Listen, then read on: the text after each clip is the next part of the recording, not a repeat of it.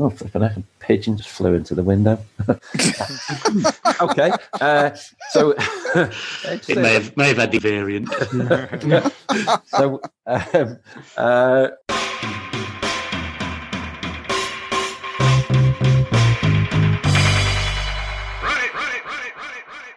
Hi, this is Steve, aka @AllAnthar on Twitter, and here are some more of my gaming vexes.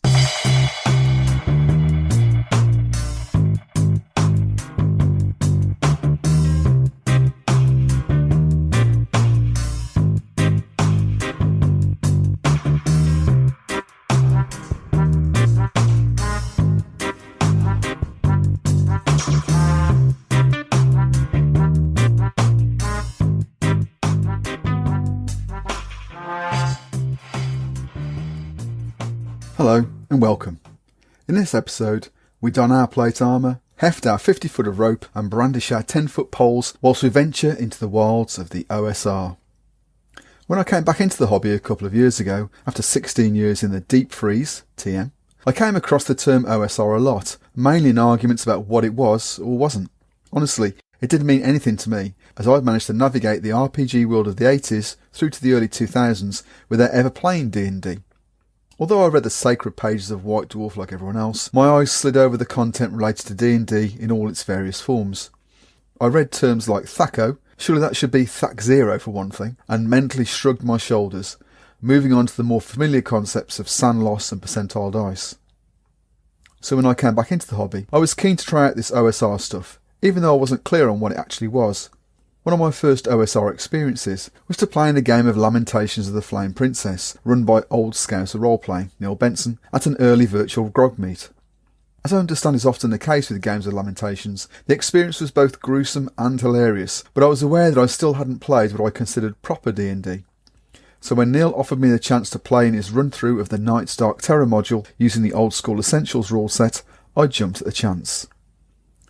Written by Jim Bamborough, Graham Morris and Phil Gallagher, and published in 1986 by TSR, Night's Dark Terror was intended to bridge the gap between the basic and expert rules. It was very well received when it was published, and this reputation had clearly been sustained over the years, as Neil had around a dozen players lining up to take part in his game. So rather than disappoint them, he decided to run 2 groups, each on alternate weeks. This episode, then, is not an in-depth review of OSC or of Night's Dark Terror. Reviews aren't really our thing. Rather, it's a general discussion of our experiences in using OSC to run a complex scenario for more than one group at a time, both as GM and players. After a rocky start with the rules, having come from playing and running 5e, I have to say that I really appreciate the style of play encouraged by OSC and similar approaches. It's not for everybody, of course, but then what is? I hope you enjoy our discussion. It's a common refrain, even from really popular podcasts, they rarely get feedback. I'm encouraged by the fact that the listenership for the show is increasing steadily, as well as by comments from listeners over Twitter. If you'd like to help spread the word about the show, I'd be really grateful if you could spare the time to leave a positive review on your podcasting platform of choice to help other like-minded people sample our particular brand of rambling nonsense. Such offerings help placate the roaming and voracious algorithms that terrorise the interwebs, apparently. Better safe than sorry, I say. Also, it looks as though some of the face-to-face gaming events we've all missed so much are starting to stir from their restless slumbers, UK Games Expo being amongst them. With any luck, I'll be at Expo on the Friday and Saturday, so perhaps I'll see some of you there and you can tell me in person what you think of this gubbins. Although my normally busy GMing schedule has gone into a hiatus recently, I'm really excited to be running some fellow Vexers through the Warhammer Fantasy Roleplay starter set on Foundry this coming weekend. As a consequence, our next episode will be on the hallowed topic of Woofrup, which is apparently a foundation of the BOSR, or something. So, thanks to Dave, Howard and Rick, who were my co-hosts, and a special thank you to the guest MC who took the reins this time around.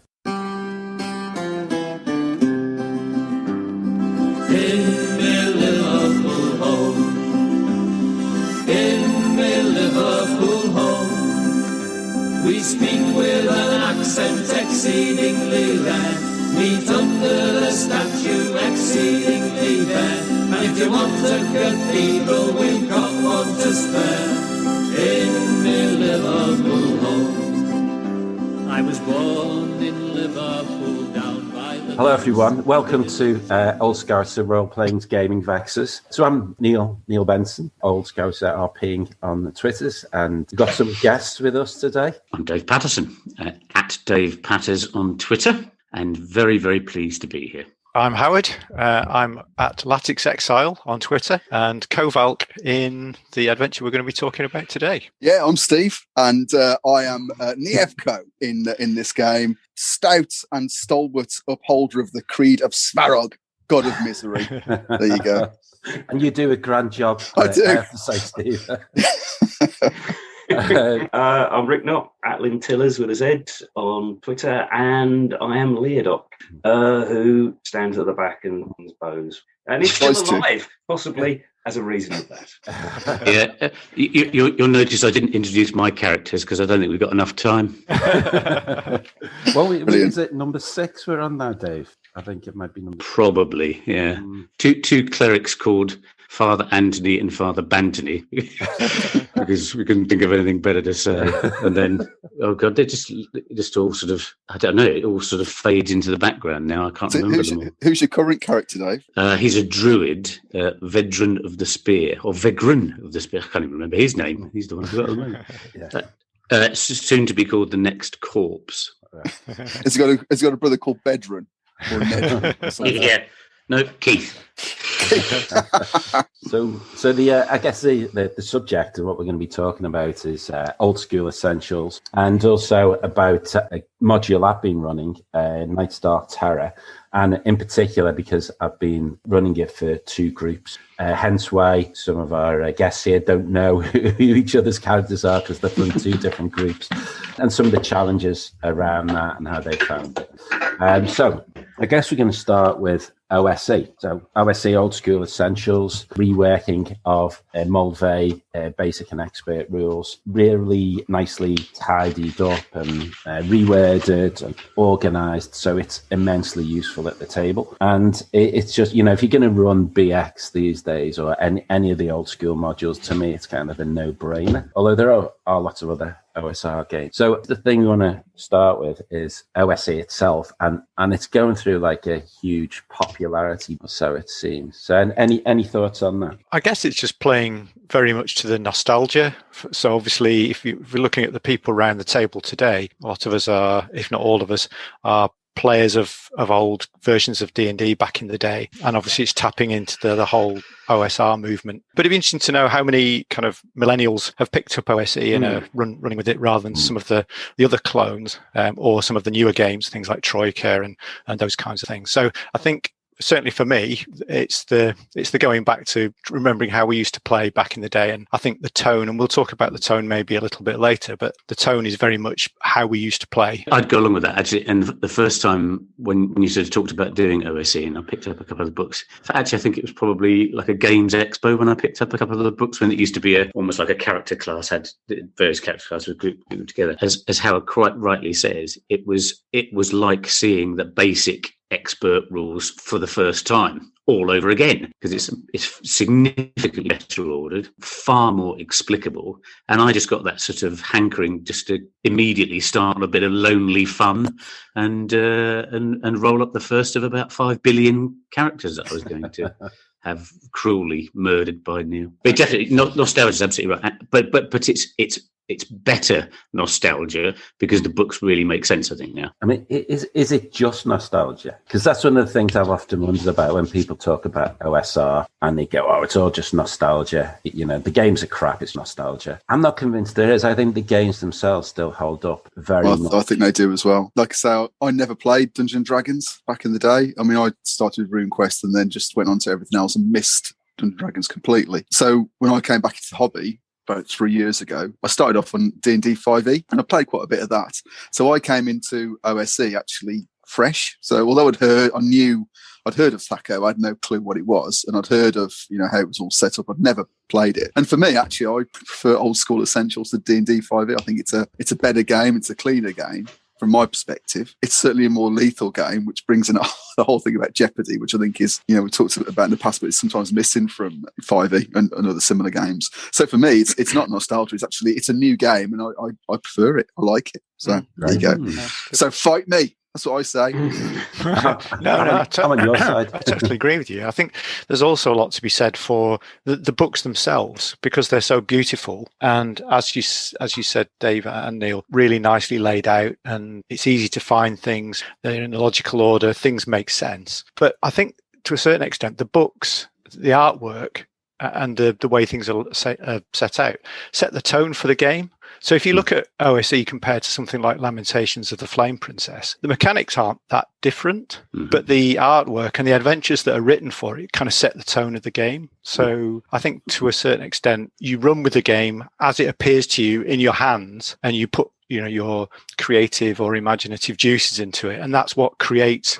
I agree with you about the comparison with 5e. It sets a tone and sets a way of playing that is exciting, and you're not currently overthinking the tactical side of things. That maybe is, for the people who haven't played D&D, that's what it's kind of setting its kind of current popularity direction. I think when I actually came out of D3s, the first actually starting off with a group who'd never actually played any RPGs before, and I actually started them off on, it was the Moldvay Basic. And after a while, I was starting to think, because I've played 5e, I thought, hang on, is this actually the best iteration of D&D? Because, it basically, it's a fairly slim booklet, and it's all there. Everything that you need is actually there to have a pretty damn good game. And that was, obviously, that's the lowest level. Just to pick up on the art thing, I like the diversity, because that gives the impression, sort of subliminal message, that you can play this lots of different ways. It's not, or it doesn't have to be, because of course 5e is very much, it's the same art style, it's the same artist. Whereas there's so much variation there. Suggests to the person that's reading it, you can do this loads of different ways. It doesn't have to be as a superhero. You can have it gritty, you can have it beautiful people, whichever way you like. Yeah. And I've heard of people who've done hacks of it as well. I know there's Dave Aldrich, is it? I think. And I remember on one of his podcasts, he talked about doing a like 1980s, the movie where Russians invaded America and all these. Red Dawn. Not the Breakfast Club, then. The Breakfast Club with swords. It's Red Dawn. That's the one. So he said he did a Red Dawn hack of it. He just kind of threw a few things together, and I think these light games are really well suited to that. But I mean, I suppose there's, just picking up what you were saying there, Neil. I mean, there's light games. There's that. I mean, and you could adapt this system to anything really, because it is. I suppose it's the original, if you like. But I think there's something about how OSE is set out. So I've got other light games, and they're like Black Hack and other stuff. It's okay, but I think that something about OSE is it seems to have a bit of weight to it. Do you know what I mean? It seems, because it has got the history, it has got that depth, and I think the way it's presented, it just seems really solid and it hangs together. It does absolutely. I mean, the book itself, I've got the rules tome. In fact, I've got a couple of versions of it, but the rules tome is, when we play, I have it by my side, and if there's anything I need to look up, it's there on a couple of pages, and it's so easy. I read through it once, and that's all you need to do. Read the rules once, and the rest of it you can just refer to so easily at the table. I think the other thing as well, going back to what you're saying, Howard, about art and tone, is the other stuff that Necrotic Gnome are doing, Dolmenwood.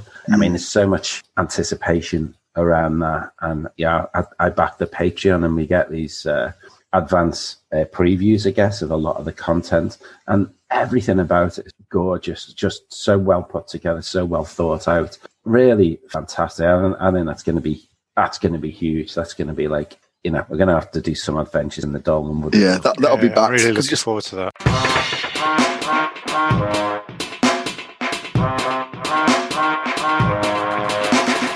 So in terms of, we talked generally about OSE, current popularity, talked about we like it's light. Are there any issues with it?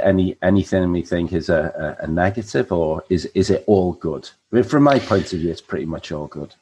I guess one of its advantages is that it's simple, and I guess the flip side of that is that you lose some granularity that you get in more complicated systems.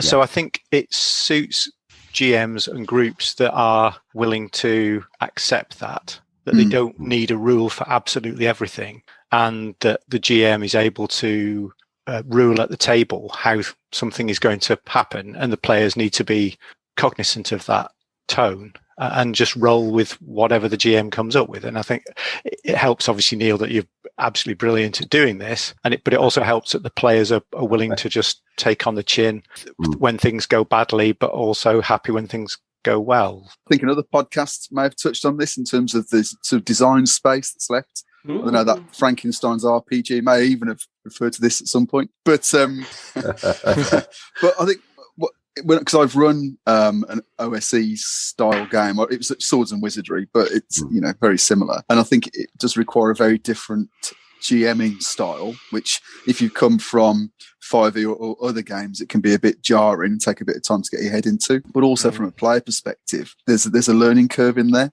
and unfortunately, unless you're prepared for that, that can result in a huge amount of player character mortality as you learn how to play.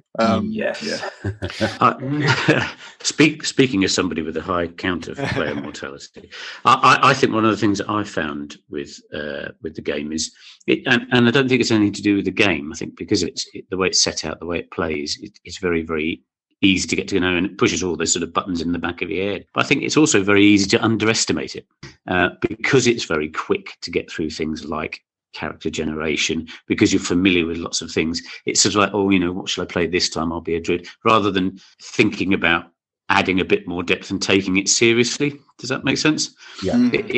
Because you're literally within 6 or 7 die rolls, look at the equipment table, you're ready to go. And then things like party balance, and when you could possibly play it a little bit more strategically, to Howard's point.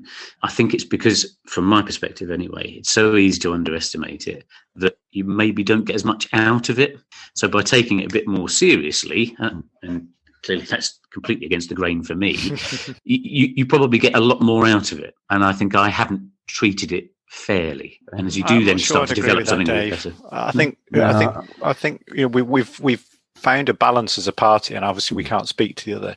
We found a balance as a party where I think we do take it seriously to a level, but we're also, I think if you do have high character mortality, you've got to have a bit of kind of gallows humour, because otherwise it could get a bit grim, too grim.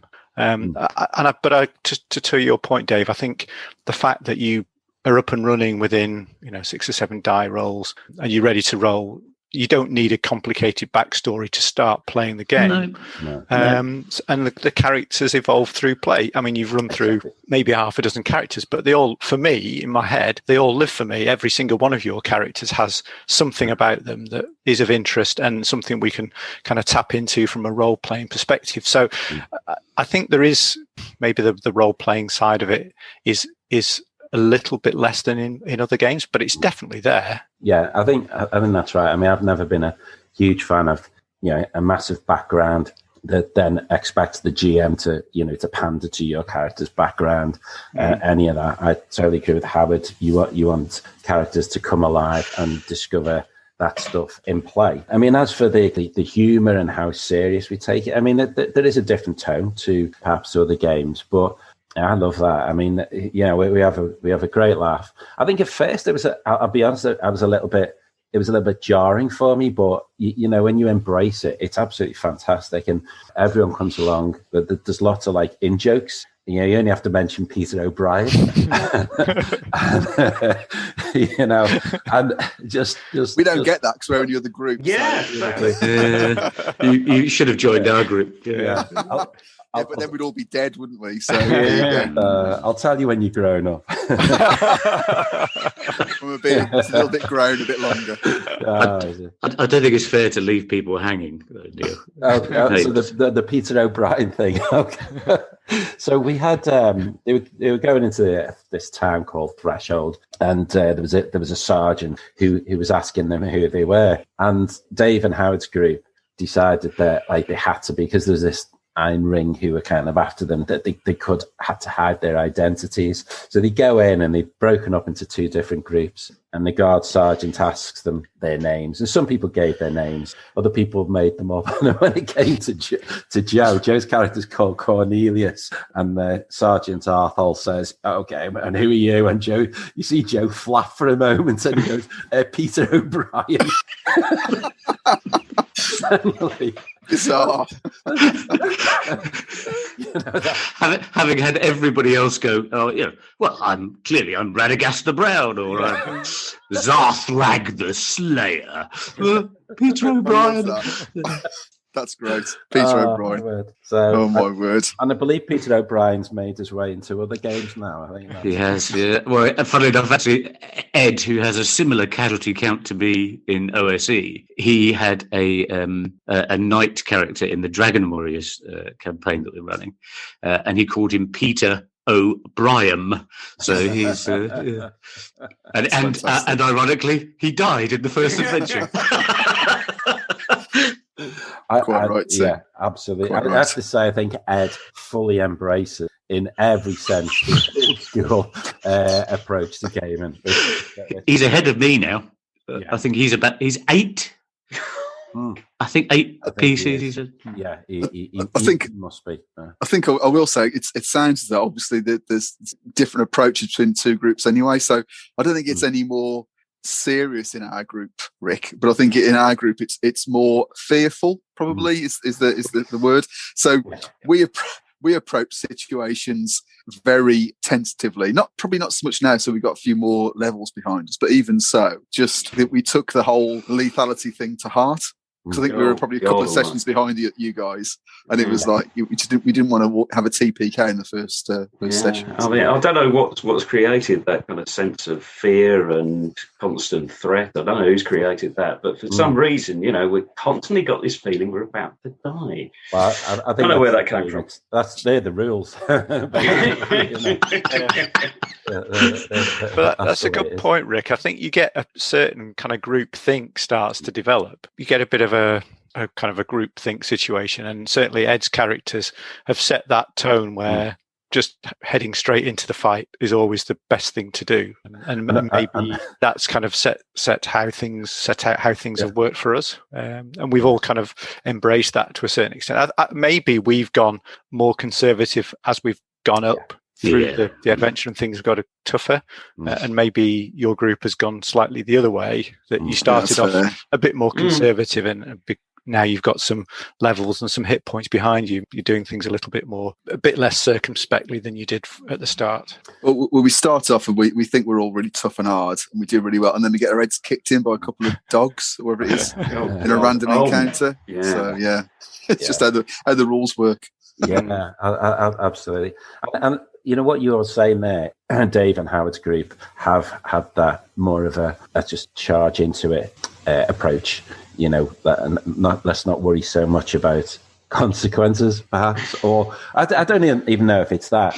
Whereas Stephen Rick's group has been much more cautious, I would say. I think you lost a character in the first session, and I think after that it was a good while then until you lost a character. So, I mean, just to give some perspective on this, I think your group, so Stephen Rick, I think you've lost 3 characters in what's getting on for 8 so far. Let's just say so far. So far, yeah. Absolutely. You got some catching up to do, because I think the other group have lost about, it must be 12, 13, 14 characters. Because Dave's on his 6th, so that's 5 lost there. Ed's on his 6th, the 7th. It's another 5 or 6 there. Matt lost 1 character. I've lost 1. Joe's lost 2. There's only Jeremy who's not lost a character, I think. Yeah, that's right. Whereas in the other group, we've only had 3. Actually, it's 3 players who've lost characters. But so I can really see the difference. But like you say, Dave, your group has become much more thoughtful. I think more cautious as time's gone on. Possibly because of that sort of influence of things like 5e, where you think, well, it's not going to be particularly easy to kill these characters, and then it happens for the first time, and you think, maybe we shouldn't attack those shrews with 3 hit points. But again, as we sort of talked about, I think we did start a bit gung ho, and it was come on, everybody in, let's have a bash up, and at that low level, 1 or 2 hits and you're gone. Yeah, absolutely. I mean, I think you did really well for a good while up until you started. So that bit in the homestead, and spoilers here, by the way, that bit in the homestead quite early on was like a siege, and you were doing quite well there. I think you'd only lost 1 character at that point. I think it was Matt. Matt was the first to lose a character. But it was after that. The anvil incident, wasn't it? It was when he tried to jump across off the balcony and grab the chandelier, and he missed and plummeted to his death. And with only like level, I think you started at level 2 or level 3, so he had a few hit points, but he must have already taken some damage. I just wonder whether it's not. It's the scenario as well, because obviously there's one thing is the system we're using. Obviously OSE. We're enjoying that, but again, Night's Dark Terror. I mean, where does that sit in the general lethality thing? So my only experience of running the game against Swords and Wizardry was some of the old scenarios at White Dwarf, which was so lethal. It was unbelievable. I think we, just doing one dungeon, we had about 15 characters die just in and out. So I got no context really, but I mean, where do you think it sits from that perspective?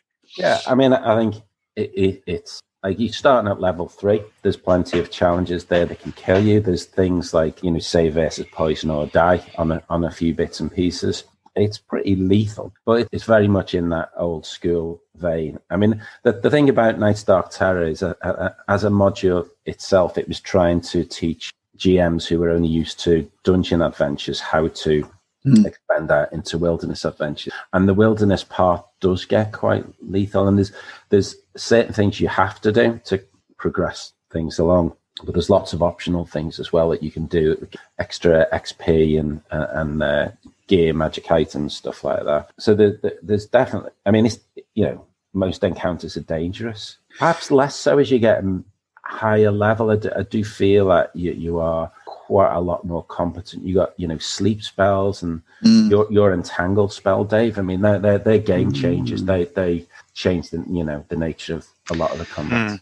Yeah, one of the things you do get a feeling for is that actually the way possibly the game was designed is you think more about the party composition, and I think as we've got better for a couple of scenarios, we had no method of healing any kind of damage. We didn't have any kind of spells that were particularly offensive. We were going into combat with purify food and water, which, obviously after you've killed the shrews, you can make them, potable and palatable to eat. But we couldn't really do anything to sort of protect the rest of the party. Yeah. And we were very sort of fighter heavy, which then led you into the idea of, well, let's just fight everything. And we didn't do it. We didn't take advantage of the other bits of the sort of the game, which are about quitting fights and not being overrun. And so I think we've also got more used to the rules. We got more used to the idea of it being a hex crawl and a wilderness adventure, and that you have to sort of do a bit more investigatory stuff. And we've been a bit too murder hobo, I guess.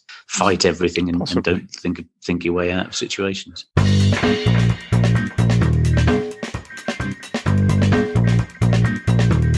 I was just kind of touching on your point about kind of party composition. I think there's definitely been I want to play a such and such a character now, rather than thinking about necessarily always how that would fit in the party. And that's fine. In fact, if anything, I think it makes for an interesting experience. I think one of the downsides of the rules, but an observation, is that you do need some magic capability, because it is, as you say, a game changer. That ability to take out a third or even a half, maybe, of the opposing party with a sleep spell makes such a massive difference, because if you're overwhelmed in terms of number, eventually you're going to get, even with lucky rolls, you're going to get whittled down. I think my observation is that clerics and thieves are tricky to play, because the expectation is a cleric is able to stand up in the front row, and at lower levels they just don't have the ability to hit things well enough, and when they get hit they go down too early. And thieves I can stand in the front row underpowered.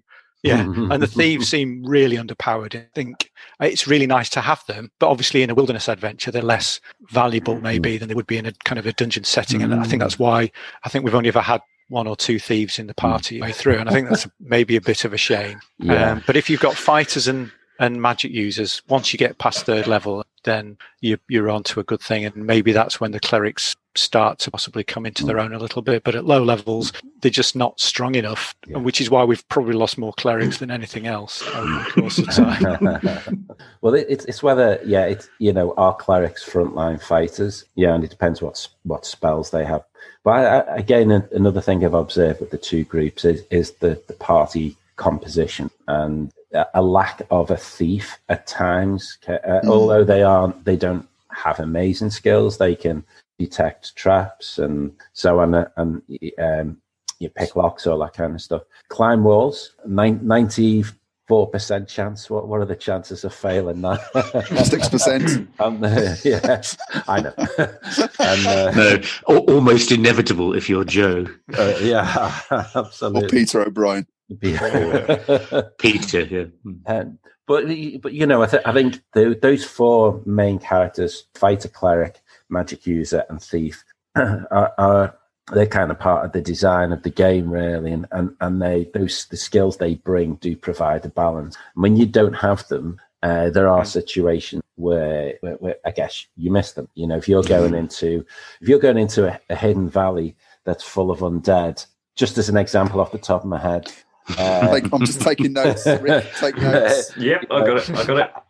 Having a cleric could be very useful, you know. And you know, likewise, somewhere where there's lots of treasure or traps, having a thief is useful. And everyone can fight pretty much. I know magic users aren't fun, but some of those advanced classes in the advanced genre rules are really nice. Yeah, absolutely. There's some great ones, and I think it's very tempting for players to pick them. And then sometimes you think to yourself, now this module was written on the basis of like I suppose the core 7 class of elves, dwarves, and halfling. So there's certain things that like some of these advanced genre classes do that you could potentially screw up some of the things. Well, let's say screw up. I mean, it's just I guess bypass things that the module assumes are going to be challenges. Do you really think it's that tightly written though, in terms of the scenario? Some of it is. For example, if you say you had so here's one example. Say somebody said, "I'm going to have a ranger, right?" Now I'm not right, and some kind of companion or summoning, or you know, a druid who can summon animals and so on. You know, summons an eagle or something like that, and all of a sudden, this whole terrain that you're trying to explore that's kind of supposed to be hidden and mysterious. You send an eagle up there, you can see through its eyes, and everything is revealed. You know, Dave's making notes there. Summon eagle. It's too late for all that now. Too late. But you're nearly at the end, so I can you can have that one for free.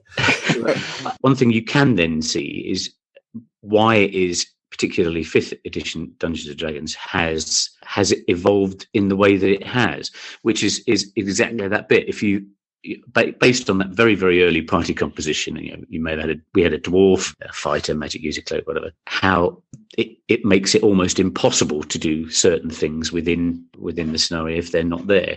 And then what evolves out of that? Well, it's sort of either dilutions of skills that the thief would have need, then becomes in I don't know, I can't remember the classes for 5e, but you know, you get certain elements of his skills in, I don't know, acrobat or artificer or whatever it happens to be, and you can spread it a lot more widely rather than, okay, well, we haven't got a thief, so we're not going to be able to pick any locks, so we're just going to have to sort of bash them down all the time. You've got that dilution of other people can do bits and pieces if you don't have a thief there.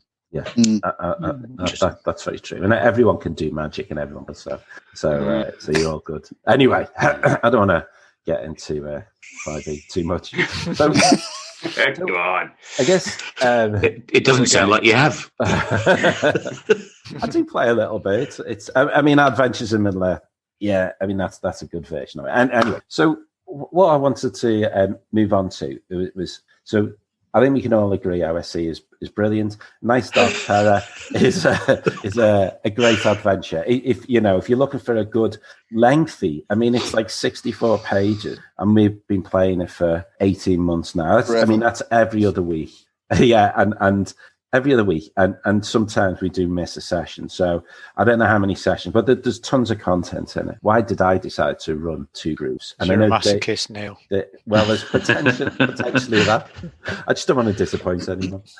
And Dave, I know you've done it as well, and Steve, you've done it as well, haven't you? Yeah, that's right. Why would we choose, as Howard has indicated there, why take that painful decision to run with 2 groups? What is it? Is it we just want to enjoy, let that experience the game with different groups? Do we just want to make more players happy? You know, if you get a lot of people going, I'd love to play that, you don't want to disappoint them. I'm just well, I think to your point there, we've got so many players that if you were try to run it just for one group, it would be unwieldy. I think there's also an element of once you've put the prep into learning or being able to run a particular module, it kind of makes sense to use that experience with another group so that you get the most out of a particular module. If it's a good module, you want to run it for as many groups as you can, because that investment then gets kind of reinvested, if you like. I did it earlier on this year with casting the runes. I actually ran it for 5 different groups. Wow. Although it does become a little bit complicated trying to remember when you're running for 5 different groups all at the same time. But the advantage of it is you learn from that experience. You learn from the first session and you're able to kind of fine tune things a little bit. So suppose the 2021 Masochistic GM Award must go to you, Howard. But it's much shorter. You know, it was 2, maybe 3 sessions. Yeah. And I dragged it out so that it was 3 sessions in some cases, and the players, a lot of whom were new to role playing at all, they were very slow, is not quite the right word, but they needed a little bit more time to understand what it was that they were trying to do. Yeah, and I think if you've got homebrew stuff as well, which I do quite often, then that's really useful, running it multiple times, because you suddenly realise the bits where, okay, right, I didn't actually understand quite how that was going to hang together, or they suddenly did something which I had no idea about, and there's whole bits of it that they looked at, and they need a bridge there, don't they? How are they going to get across that river? Things like that. Suddenly big plot holes, and that does help a lot, and certainly multiple iterations of the same adventure. Yeah, I mean, I think published is different. So there's a thing that you definitely learn things. So I would suggest perhaps the second group, which is generally, I mean, I've not, it's just on the speed your individual groups move through the adventure. And I'm not a GM who tends to rush things. I just let them go at their own pace and throw things in when it seems appropriate. But the group that's the second group, which is primarily being Steve and Rick's group, does, I think, benefit from some of the insights I get. But I think conversely, Dave and Howard's group gets that raw experience, which I think can be, that can be exciting as well. For me as a GM, I mean, God knows how many times I've read this module and reread bits of this module, and I'm going to have to reread a bit more for this current week's game as well. Because although I've read it about 3 or 4 times, I still need to keep reading it. But you still got that, what's my response here? And often what I'll do is, like, as things fall out with the first group, events happen, or I'll reuse a lot of that with the second group. So you do get the benefit of that. One thing, I thought about, there's a record producer, Steve Albini, who was out, did a lot of work in the sort of late 80s producing Nirvana one. But he said, if at all possible, I always use the first take. Always. Because when the group aren't particularly familiar, haven't quite got everything sorted out in terms of what they're supposed to be doing in the song. But that's when some really interesting things can happen for the DM and the players. So essentially, your group, Steve and Rick, are both slow and dull. We'll take that. We've traded freshness for toilets. Slow, dull, but alive. Yeah. I'll take that. Yeah.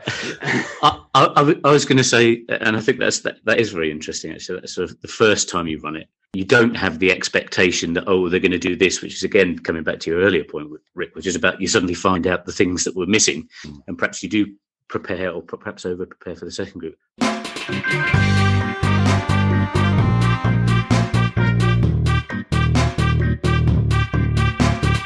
My experience of running 2 groups, I did Call of Cthulhu Down Darker Trails, which is the Wild West, and it was brilliant. But I started off exactly as you said. I put out a tweet just saying, listen, I'm going to run this. Anybody fancy it?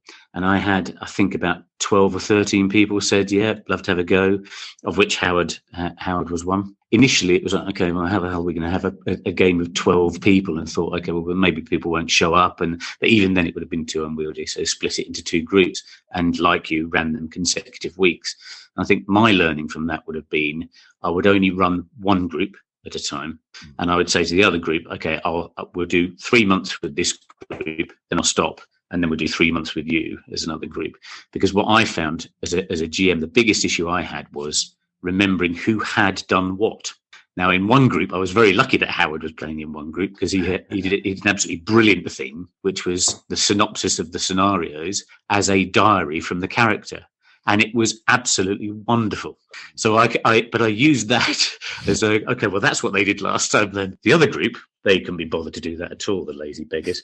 So I had no idea. And I'd get to a stage where I'd say, and this will be a spoiler. So you learnt last week about the lizard men? No? Oh, okay. So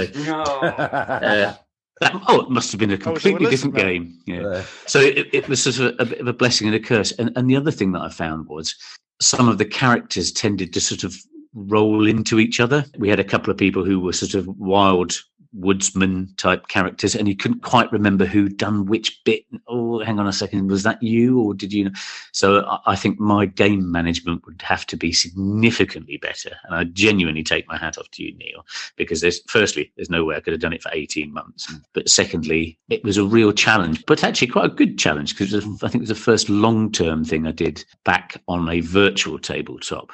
But as I said, I think I would organise it a little bit differently, and again, to your points about, freshening it up each time, becoming more familiar with the source material, trying to think of, okay, what if scenarios. I find it very difficult with two groups running. So the lesson is that you need, if you're going to run two groups, you need Neil in one and Howard in the other. Definitely do that. Yeah. I mean, I did it for Earth Dawn. And so the same as you, Dave, I put a call out on Twitter and I got something like 12 people who responded. And I knew that if I did what you suggested, which is I split it into two and run one group for 3 months, then split it, I'd never get the second group to play because they'd hear about the Earth Dawn system and wouldn't pick it up.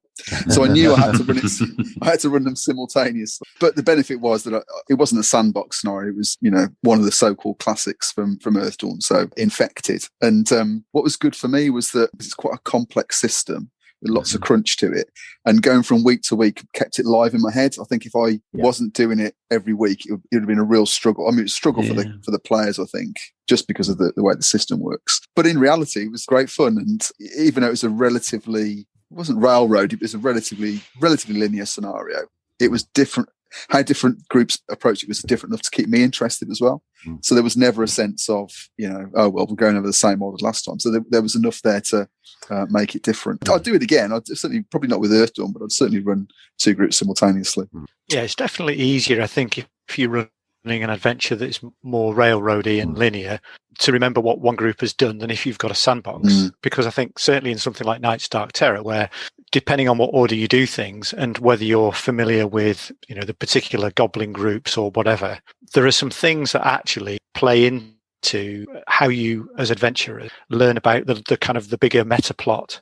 And so as a GM, it's much more difficult to remember what each group has done in that kind of sandboxy environment, unless either you or the players have kept really good notes. So again, hats off, Neil.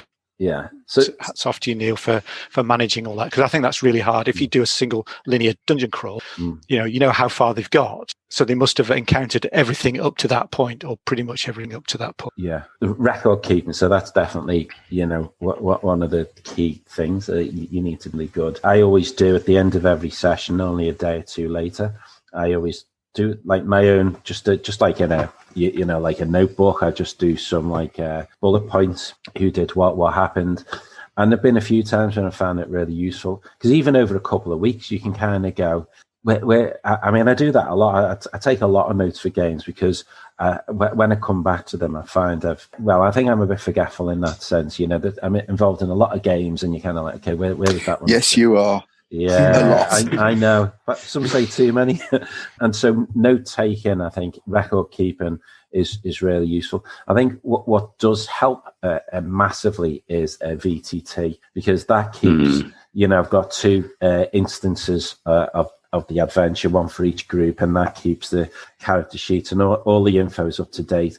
And also what I did was, for each group, I did two spreadsheets, one for myself and one for the group. And the one for the group is the loot sheet. So that's just a Google sheet that's shared amongst the group, and you can go on. And I think, again, for your group, Howard, you tend to do that, keeping things up to date. The other group, I think it varies a little bit. And you all dive in with that. And that's useful then for me when it comes to working at experience and so on, and see exactly what loot you've got on there.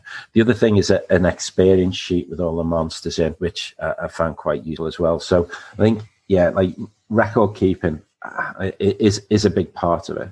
Although I think I'd have done that anyway, even if there was just one group. I think definitely the VTT helps. So when I was running the Brick Kiln adventure from the core book of Casting the ability in Roll20 to just selectively provide particular handouts to each group. So you say it's now visible to the players. It's kind of an on-off switch. So you know which things they've encountered and which things they haven't without having to write that down, which is quite useful. I found the VTT absolutely essential to run it.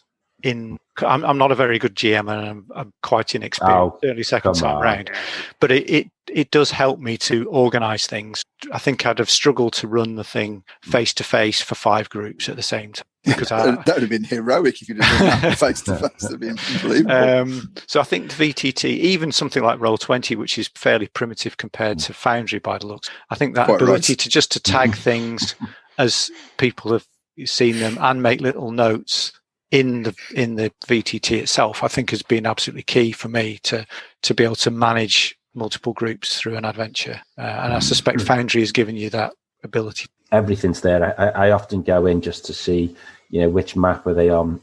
Sometimes look back at some of the rolls through the history to see who rolled what. That can give me useful information. And I probably could. I mean, there are modules for Foundry that allow, GM to take notes and stuff, but I tend not to take a great deal of notes as a GM in the game. I tend to do it afterwards. And sometimes I've left it a bit too long and I'm kind of like, what actually did happen here? Well, I'll just put down my best guess, Yeah. I think one of the other challenges, so players, and myself as GM, when you've had a nice game session, you like to post it on Twitter. This is where we're up to, and a screenshot of the map or the combat or whatever. Oh, yeah, so I had to say... Spoilers, is it? To the group, if you're going to go on Twitter, no spoilers because the other group's behind. And then... I will say that the phrase fleshless skeleton is certainly... That did pop up on Twitter, and I did get filed away. I'm sure it's got no relevance to what's happened to us, but there you go. No, I don't know where you saw that, Steve. It's probably like fake news. Fake news. Isn't that just a skeleton? You'd think so, wouldn't you? Arguably, or flashy skeleton. I don't know. These skeletons are fat, aren't they? Big bones. They're just big bones. It's lockdown. It happens to the best of them. Yes, VTT. There's loads of good stuff on VTTs. The Foundry VTT system and modules for OSC, brilliant. Really, really, really good. Yeah. So it does a lot of automates, just enough automation on that one, not enough to be too complicated, but just does the job. Yeah, so. I mean, it definitely helps things like if you're using which way around, ascending versus descending armor class. Obviously, it allows you to do the old primitive way of doing things because it automates the rolls. So I think that's helpful. Yeah. I think one of the things about kind of the D&D and clones and stuff is whether people like tactical combat or not, or whether you want to do it theatre of the mind. And I think the one downside of using something like Roll20 or Foundry is the game gets a bit too tactical, that people start measuring things on screen. The grid becomes key. Then you end up with minute adjustment of spells. And it's like, well, if you move that, whatever it is, web or whatever it is, 30 centimeters to the left, and you can catch those 5 characters. Whereas in reality, people are running around. There's no way you could do that. And I've always been, I've never played tabletop games with miniatures, for example. I've always done it maybe with a whiteboard or even just theatre of the mind. And for me, that's the one downside of virtual tabletop. Okay. Yeah. I mean, I would say sometimes some of the combats, even though it's a light and fast system, some of the combats have been quite time-consuming. I would say more than I would have expected, and I wonder if that is as a consequence of using map and measuring stuff and so on. I have to say, I love that as a player. I love all that stuff that you can do. It's entirely optional. The game we're going to play. Well, I know some of you playing after the White Hat game, you and soon that'll be much more, I think, theatre of the mind, just because it's more sandbox. You can't prepare a whole sandbox in advance. I think it is. You have to work with the technology you've got, and there's no way we'd be able to play over 18 months face to face anyway, because it'd be a fact that we're separated by about 300 miles are probably going to come into it. So it is very difficult. There are lots of things that are very, very good about virtual tabletops, and all of those things about record keeping and automation and maps and everything else can all be made to look fantastic. But I think it would have been wonderful to play it face to face. Because I think this is. But then you could say that of any game, it would just be nice to play any games face to face with a group for whom you build up quite a real sort of affection as well. But I think this really would really reinforce that sort of hankering for old school, back in the day, and bring back lots of memories about playing face to face. I think it just has that feel to it. I agree. So. I think it would have been lovely to have done it. I mean, I had the original adventure, but it was one I bought. I remember reading it probably like mid to late 80s, thinking I'd run it, and I never did, and I stupidly must have sold it. I think it goes for quite a bit now on eBay and so on. That's good news, because I found it the other day. I didn't even know I got it. Yeah. Wow. With the tokens and everything. I'm going to retire. Oh no, I can pay for my Foundry membership now. You absolutely can. It's a great module. I'd highly recommend. Yeah, it is good to anyone.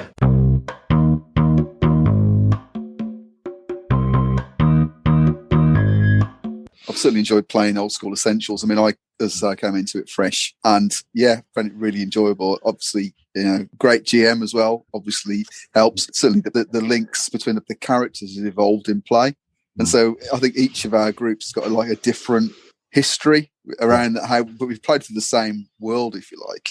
But certainly, like Leodot, for example, always getting pushed at the front, protesting he's not protesting he's not a thief. We're saying, if only we had somebody small and light to go and look down that dark corridor.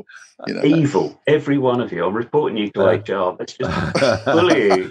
It's been a great experience. It's something I'd like to do, because it's very different, that 18-month experience, knowing that another group is going through the same thing as you are. It's great. It's very, very different. I think I'd recommend it definitely to anybody, really. And certainly using OSC. So I'm likewise, and I'm going to be very sad when it finishes, actually. And it's almost, I want to play the next bit so slowly that it actually never does finish.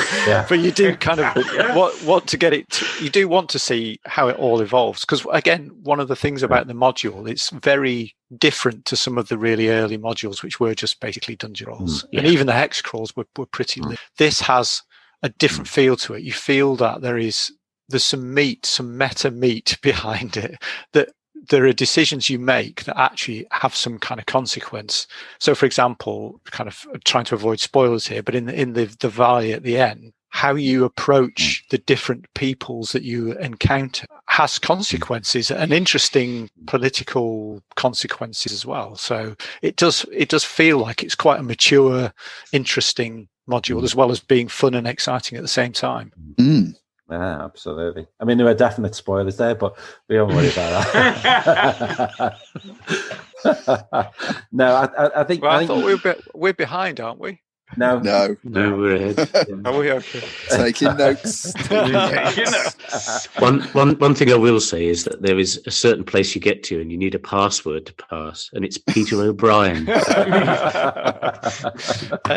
Fantastic. Absolutely. There are some subtleties to the module. I mean, its objective of teaching a GM how to go from dungeon crawl to something that's kind of expansive wilderness and the possibilities. It definitely does that, and I think that comes across really strongly. Certainly in the bit of the module where you're all. Obviously, I'm only running one group through it now, but it's the Monday night group that sort of came out of this Down Darker Trails thing. One thing I have noticed is playing Dragon Warriors, and Dragon Warriors is very sort of I don't know, it's a million miles away from OSEs. Slightly different mechanics, but broadly speaking, the thing that really I like very much about Dragon Warriors is the setting, which is this land of legend. But one thing that I am doing, which echoes a little bit what you said about the scenario that you're doing with OSE, is I'm starting from the beginning of the original campaigns. So we're going through them, and the first one was about, okay, let's get used to the system, let's So a little bit of magic item here and everything else. And of course, it allowed Ed to get used to killing his characters too. But it's really good because the system now, we've moved into the second module, and again, I'm worried about spoilers and everything else, but the second module then starts allowing the spellcasters to flex themselves a little bit more, and that's been really good, and I'm gradually starting to introduce a bit more depth. Howard's playing in it, so he'll be able to say whether there is any depth to it at all. The first one, there wasn't, like kill stuff, and it was very sort of, okay, this room has got an item that solves the puzzle in the next room, so you need to take that with you, whereas it will gradually become a little bit more expansive. But firstly, it's a game from back in the day. The second thing is I'm running through a module that is beginning to show the depth of the system and what you can do with the system, which I think has been fair for what we've been doing with OSE. The only difference being I would not run 2 groups through it. I can't. I don't think I would do that again, just because I'm not the sort of person who's particularly organised enough to keep everything straight in my head. But so it's not exclusive to OSE, although I think I've really, really enjoyed playing OSE.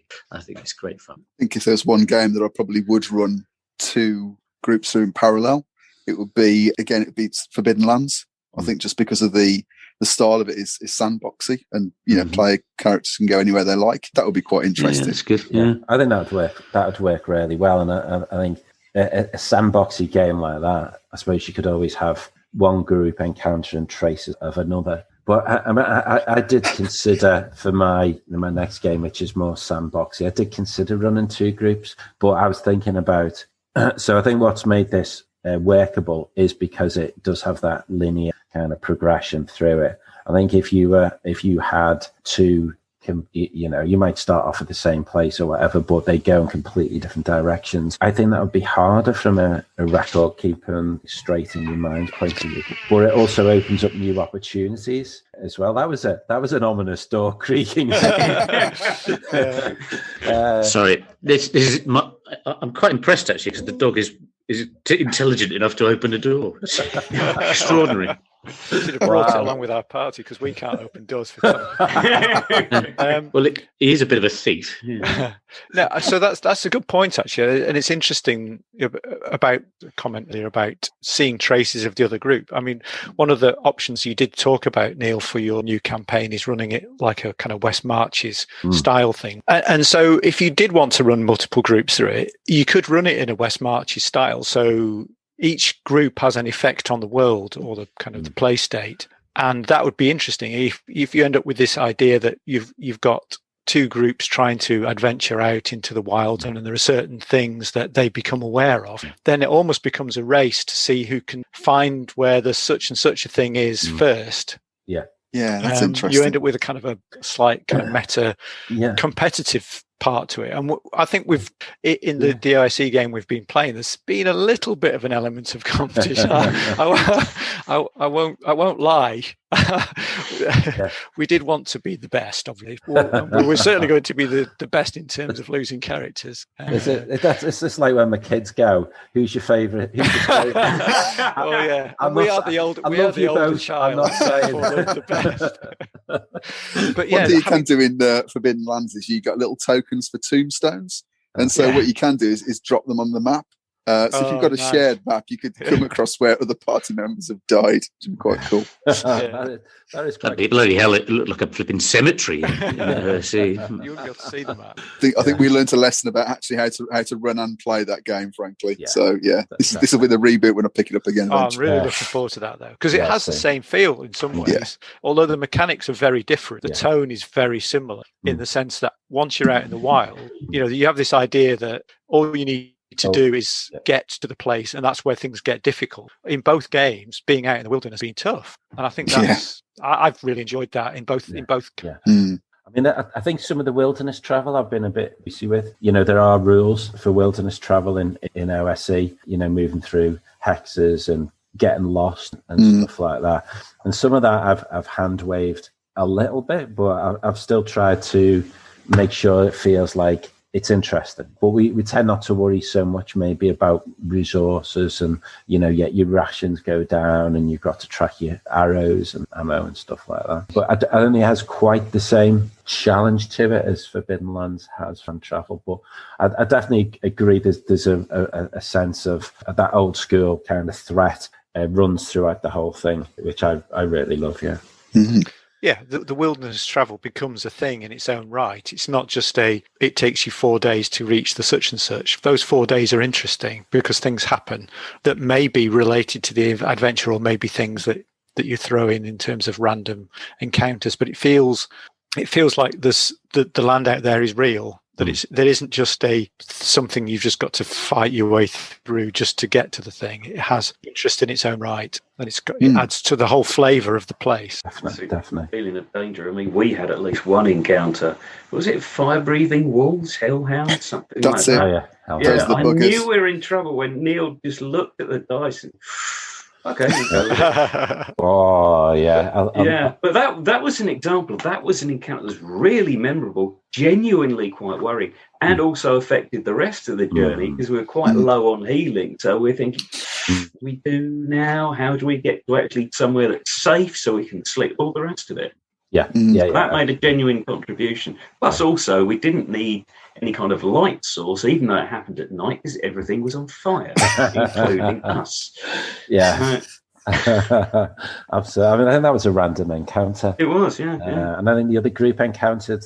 It's one of those funny things about, I suppose, this type of game is, you encounter 1d4 hellhounds, and there's a huge difference between 1 and 4 hellhounds in terms of threat. I think did we have 3? I think we had 3. I think you have 3. Yeah, definitely difference in threat. Yeah. I would suggest. Yeah, but they're nothing compared to 2 giant shrews. Yeah.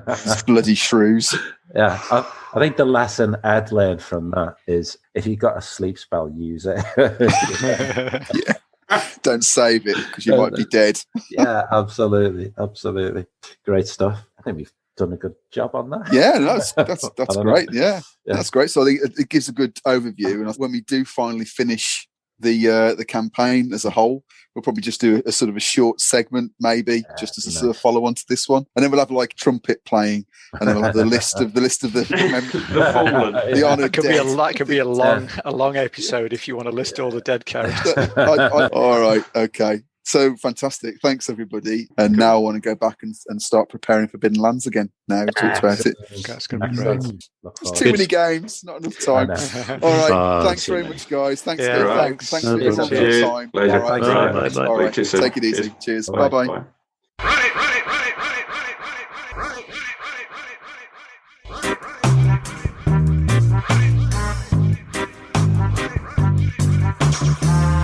Thanks for listening to another exploration of my gaming vexes. If you've got any thoughts you'd like to add to what you've heard here, or a gaming vex of your own you'd like to offer up for discussion, you can contact me on Twitter @AllAnthar, or you can leave a voice message. The link's on the podcast webpage on Anchor, or can be found in the show notes. Until the next time, may all your games be free of vexatiousness, and be excellent to each other, always.